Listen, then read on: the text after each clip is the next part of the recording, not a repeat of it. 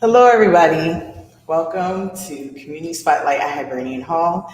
My name is Olawumi Akinwumi, and welcome to our weekly conversation with our wonderful creatives and curators here in the Boston area. Today, we have a special guest. His name is Bing Broderick, and you all may know him from Haley House. Before I go ahead and begin with that, I want to make sure I give him a proper introduction. And let him know this is our sixth guest. So I'm so truly happy to have him on and, conversate with him on what's going on in the community. So before we do that, all right.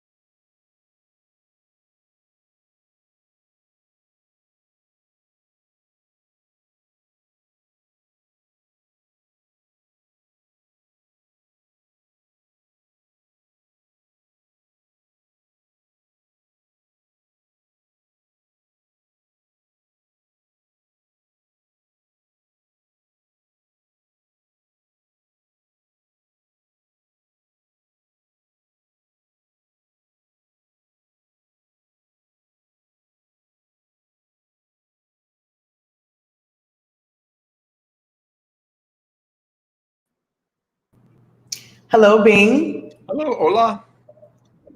Hi, welcome. How you doing? Good. Hot day, but I'm doing all right. Yes, I know. Well, we're inside, basically staying cool in our AC. Mhm. So yes, I wanted to just make sure I give you a proper introduction. But yes, as we come on board and welcome to our weekly conversation, tell the folks a little bit more about yourself, and and we'll jump right in. Sure. So my name is Bing Broderick. I'm the executive director of Haley House. I arrived at Haley House Bakery Café in 2005. When the cafe began, I was the first bakery manager.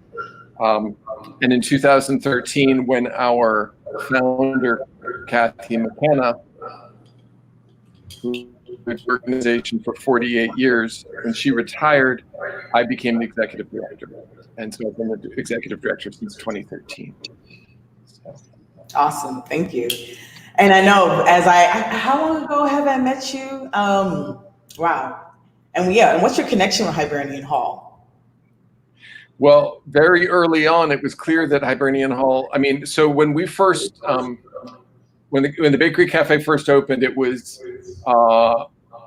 Madison Park was still over on Washington Street. The Hibernian Hall hadn't reopened yet with the renovations, but as soon as it did, which was shortly after, it quickly became the hub and the place where amazing art, music, events, community, all kinds of stuff happened. And as Discover Roxbury started, the Roxbury Cultural Network, Madison Park Development Corporation, and Hibernian Hall were a very pivotal part of that. And Haley House was invited into that. And it was a long-time partnership through that.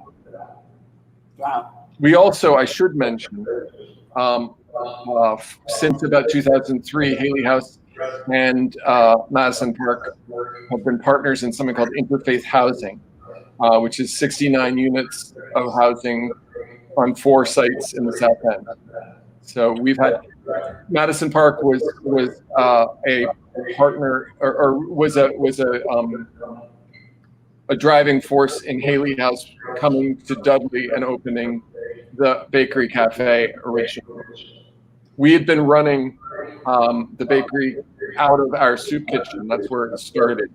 But it quickly outgrew that space. Well, not quickly, but it did outgrow that space. And the idea was let's move to what is now Nubian Square and open a bakery that has more than just baked goods that has the actual menu. That's how the bakery came about. So, wow, that's interesting. And I mean, I guess basically before we start with that, what would you identify yourself as a artist or, or person in the community that's doing this work? I've always been, I've never been an artist. I've never been primarily an artist myself. I've always been an arts enthusiast. Everything I've ever done has been about celebrating the arts. I was telling you earlier, Ola, that I worked for a record label called Rounder Records for about 15 years. I worked at WGBH for a while in the distribution of IMAX films that Nova produced. So I've always been interested in the arts, especially helping to shine a light on things that are happening in a grassroots way. All of the work that I've done around the film and music has been about grassroots marketing.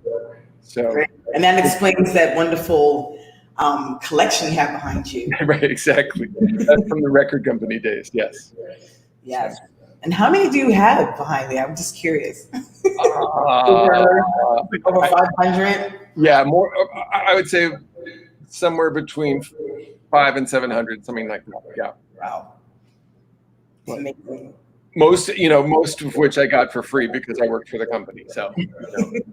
And then, and just trying to tie it in. So it's like you worked for a record company for a number of years, and then how did you just land into the social work that you do now? So I was working at WGBH. I left the record company in 2000 because it was clear that the music industry was changing, and it was, even though it was everything I wanted to do it, when I arrived there, it was over time it was less satisfying, and I thought, what, I'd rather leave here before I have to. And so I did, and the whole record industry was changing, and it was a good time to leave. And I went to work for WGBH for about 5 years. And while I was doing that, I took a leave of absence from my job, and I was sort of going through a midlife crisis, and I was trying to figure out what I really wanted to do because distributing film wasn't it. And I went off to an organic farm and cooking school and spent 3 months learning how to cook. And I came back to my job at GBH really energized about food justice and started to look for a job in that world. And a few months later, I got an email from a good friend saying, hey, this is right up your alley. And it was that Haley House was going to be opening a cafe and was looking for a general manager, or a bakery manager. So that's how I arrived.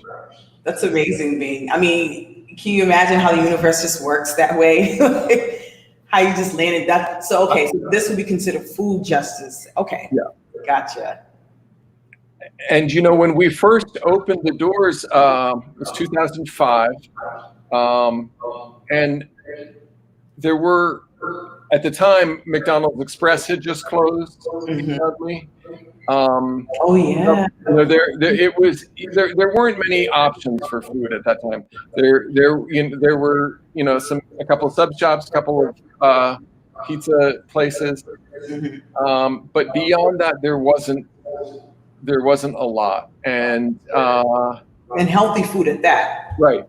And so what we were trying to do is basically we try out a menu of sort of classic American fare, but Dee Dee Emmons, who was our founding chef, did a lot of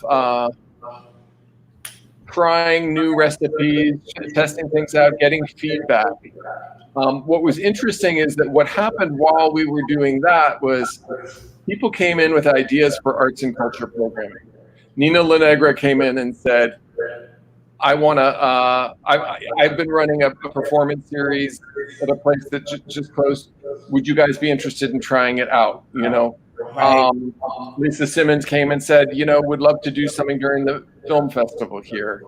All of these things that came to define Haley House as a cultural center.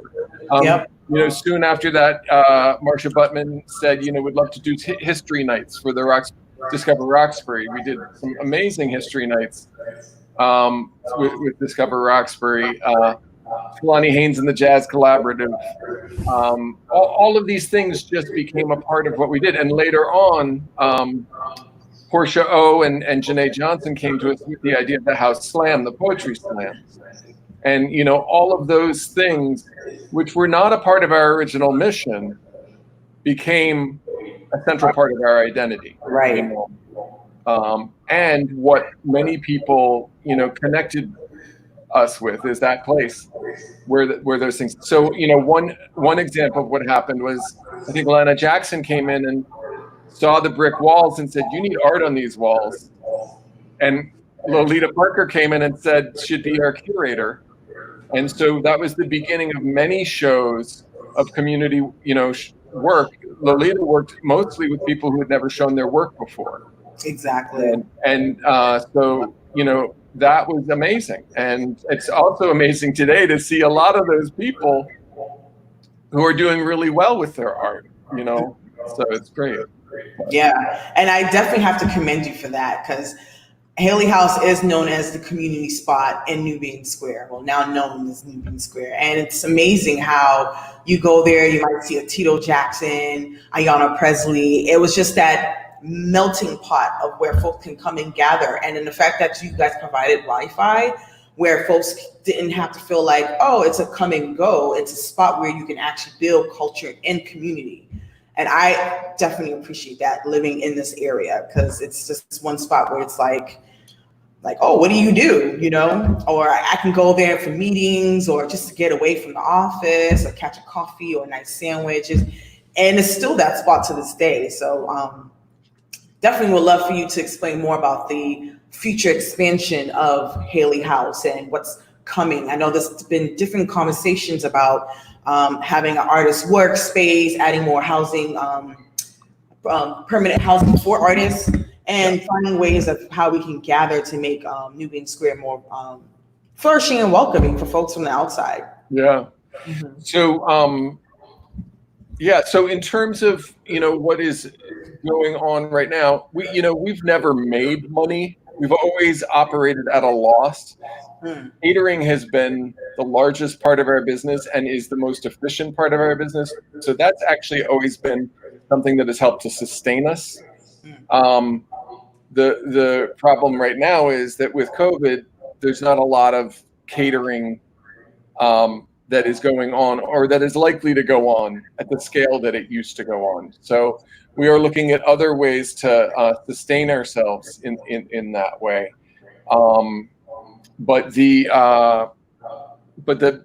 We took so in 2015 we opened Dudley Dough, and Dudley Dough was an attempt to sort of figure out whether there was a replicable model that we could make and take. Pizza has a higher markup than regular restaurant food costs. And so we thought maybe we can figure this out and do something that's actually turning a profit and turning the profit over to the staff in a profit sharing kind of model. And what happened was, after 2 years, we still weren't halfway to break even, and we were losing a lot of money. And our board said, and there was no indication that was going to change anytime soon. And in fact,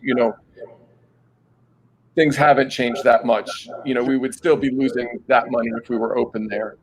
But what we discovered was, prior to the bowling building opening, there were fewer options in terms of food, and you always want people to have options. But we were suddenly competing with 5 other restaurants, and everybody was competing for the same business. And so when Dudley Dough closed, we were still, the things that were impacting Dudley Dough were also impacting the Bakery Café. And so after a period, we decided, let's take a break with the Bakery Café. we took some time and reflected on there's a approach to running businesses, but largely restaurants, called open book management, where everyone on the staff knows how to understands the finances of the business and the impact that they can have on the business. And so we went through that with a group called Rethink Restaurants. And we reopened the Bakery Cafe. We had our grand ribbon cutting on February 1st, and then COVID hit. So we are now open for takeout and delivery on Thursday, Friday, Saturday. Thursday and Friday is 2 to 7. Okay. Saturday is 10 to 4. And so we do takeout and delivery within about a 1 mile radius. We also have just on Thursday just opened for outdoor seating at the same hours. So if folks want to come and have a glass of wine or a beer, and they can do that right at the Bakery Cafe, which is great.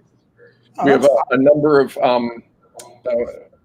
local beers. The 67 Degrees, which is a Black-owned business, and a nice selection of wines. And so I think we're going to be doing some sangria too. I don't think that's been announced yet, but yeah. Great. I mean, that's wonderful. I'm definitely going to talk to you more offline on some other exciting things you can do with that. Because I mean, if we have something that's popping in Nubian Square that will bring people and also practice the social distancing, because I know folks right now are looking for something local where they can take their kids and just be around family and where they live and enjoy something that provides like drinks or food. So I would love to see that. And plus you have parking. So right. That's all the like positive benefits of coming to Haley House.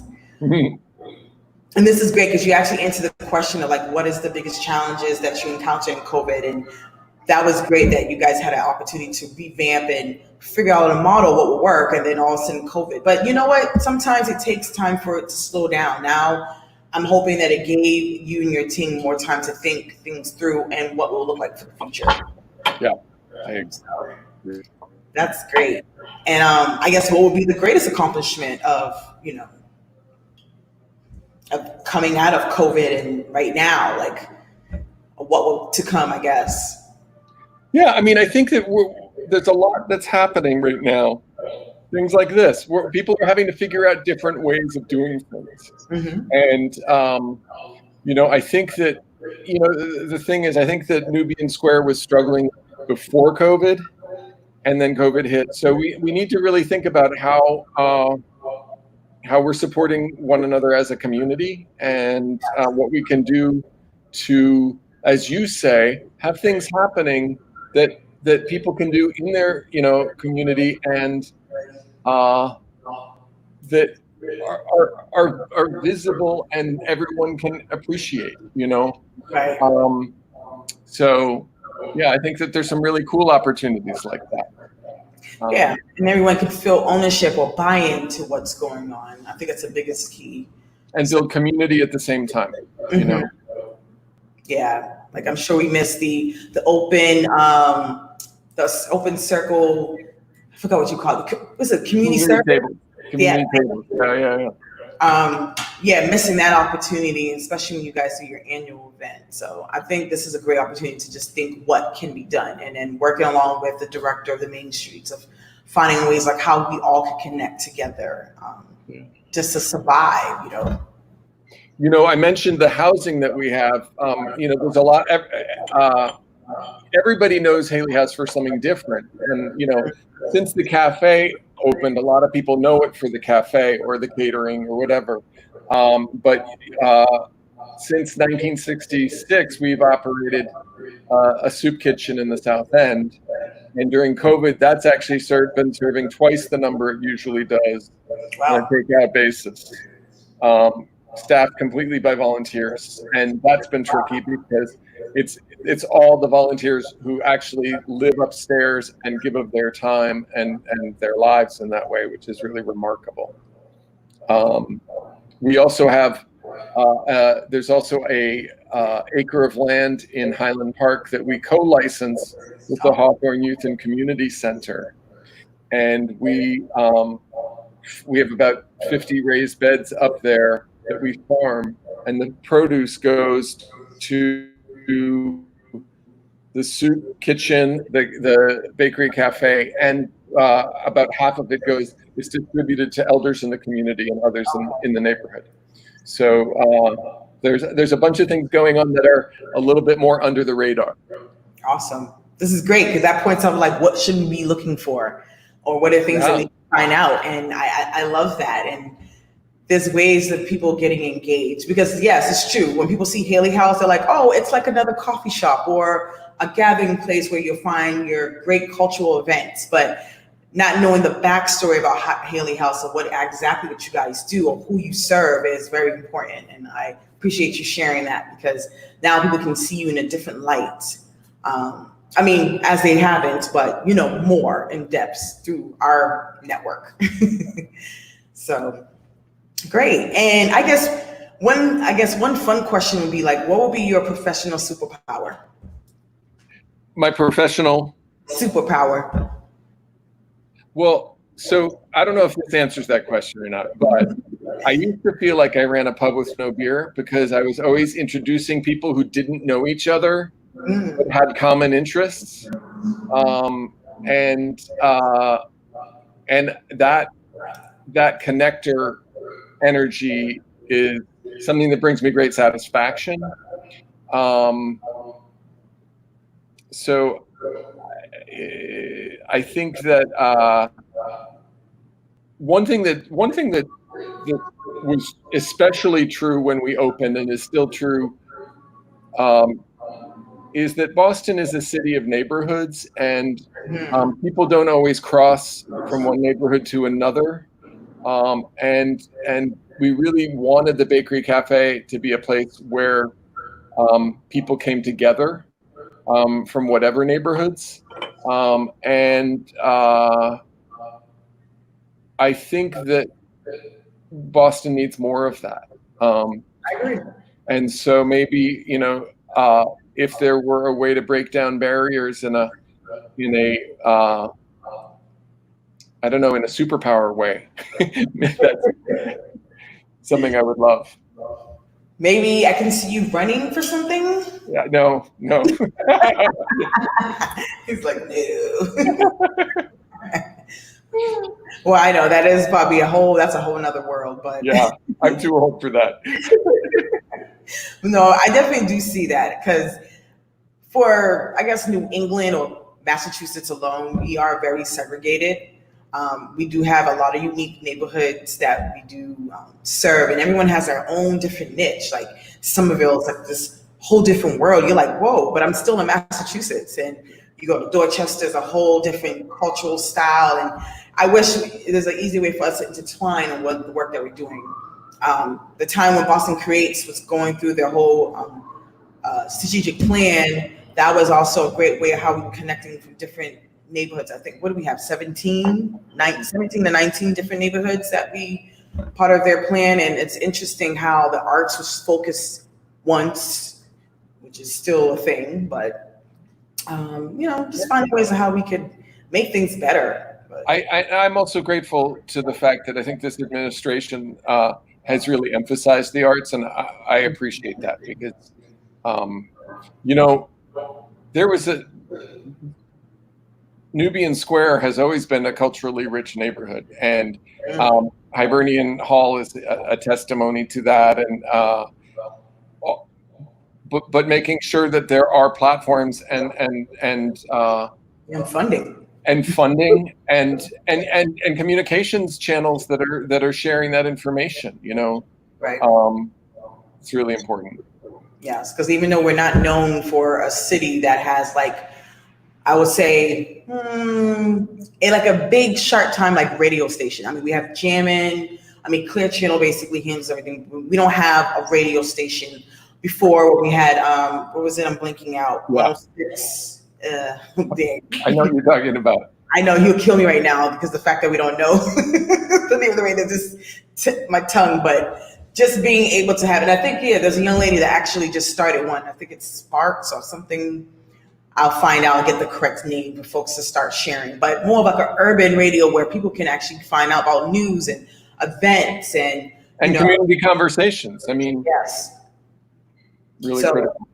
I know, and then all of us are doing it more grassroots, like being able to, here, you'd be able to post stuff on your bulletin board or share it through my newsletter, through my contact list. But, we always looking for something more easier. I think marketing is like the biggest thing within letting folks like what we're doing. Because then when you have folks who are actually doing the work, it seems like they're the only ones to really say, oh, good job. But you have a lot of people behind the scenes has been really doing the grass work. So finding ways to bring a platform so we can acknowledge it for the work that they do.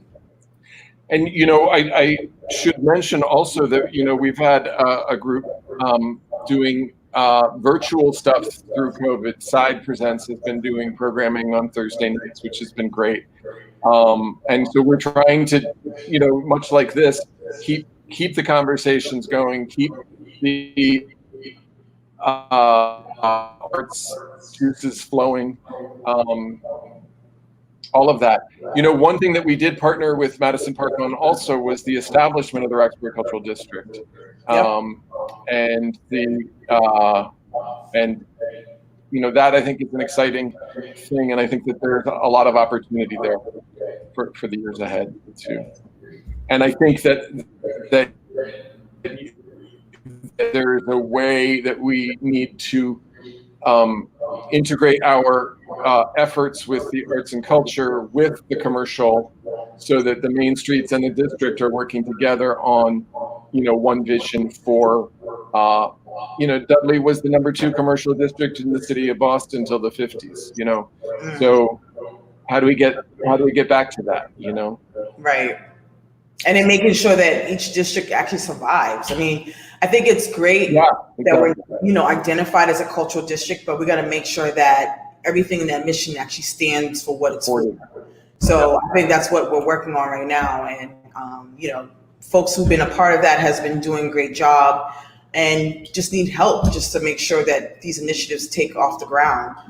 So I know that's definitely coming up within the plans in the next 5 years from now, that Nubian's not going to be what Nubian or what it was, And I think that the energy that Black Market has brought to the equation is huge. And I think we need to keep working at that, Yeah, we all need to just figure ways of how we can work together. And it's beautiful how everybody's coming up with their own initiatives and topics. But then again, we're all living in this era, so we have to find to bridge an umbrella where it's like, okay, let me take your idea, and it's all work together. It's hard. I'm not saying it's, it's going to be easy. We're all organizers. We all feel that we have great ideas. But just knowing how to basically put pride aside and come in as one unit, as a group, to make something sustain is the biggest thing, because I feel like we're always recycling a lot of things that we do and they never last. Right. And it shows through the grants that we receive, and those are great ideas, but we want something that's going to implement change. So that's the way I see things. And I would say for you, Bing, what would be a advice that you could offer or, share that makes you successful or keep you mentally whole in the work that you do?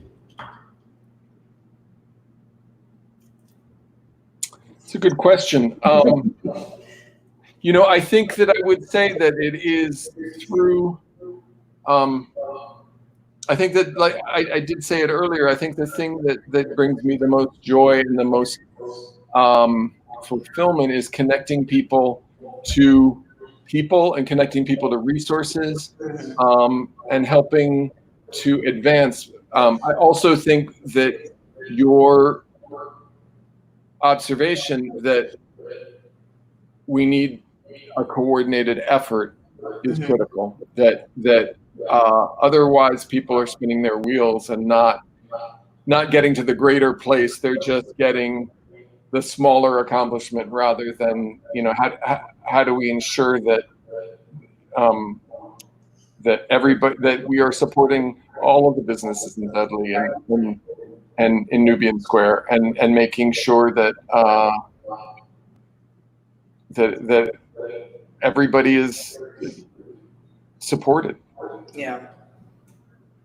and I hate to put more work on anybody, but we obviously probably need our own cultural strategic plan for Roxbury on what arts or just, coordinating events and what that's going to look like. So I think there's a big plan coming, and we just have to kind of tackle each thing as in layers. The businesses around Dudley Square needs to be revamped or welcoming. It needs to be affordable where small business owners can come in and take advantage of that. And being transparent on what that looks like instead of just having all these community meetings, which will make sense and people can take something back. So it's all in the works, and I feel like we're all doing what we can do, and we're going to make it work. We're going to survive.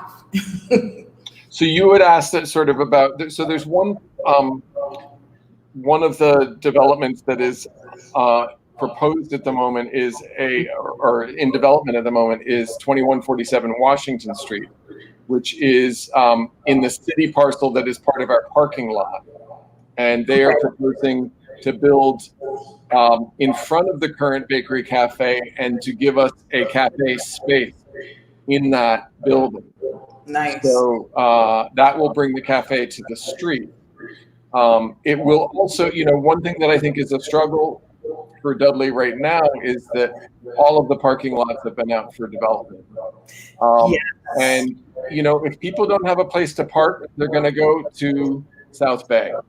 So how do we ensure that we are supporting our independent retailers in Nubian Square rather than sending people to South Bay? Now, I am aware of at least one of the developments is proposing to include in it a parking lot to replace all of the spaces that it is displacing in building on the spot. So that I think is great. Okay.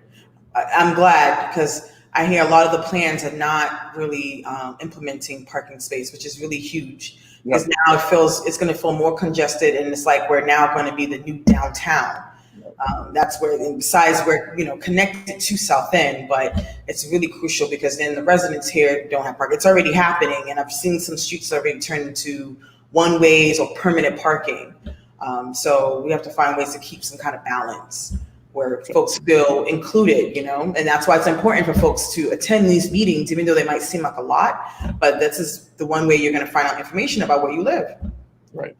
So thank you for sharing that. I mean, you shared a lot of great information today, and I feel more connected with Haley House, and I'm able to just share and support. So anything you may have to send us, share through our advisory board, and our social media. So please feel free to make sure that, we get that information out. And folks who are watching our interview today, please, support Haley House and what they're doing. Maybe we can find some creative ways about how we can kick up a notch on the restaurants locally and catering, which is mostly the more survival of what you guys do, just to sustain the business. And maybe there's ways for us to have meetings, maybe we could do a voucher where each employee could order food while we get ready for our meeting on Zoom.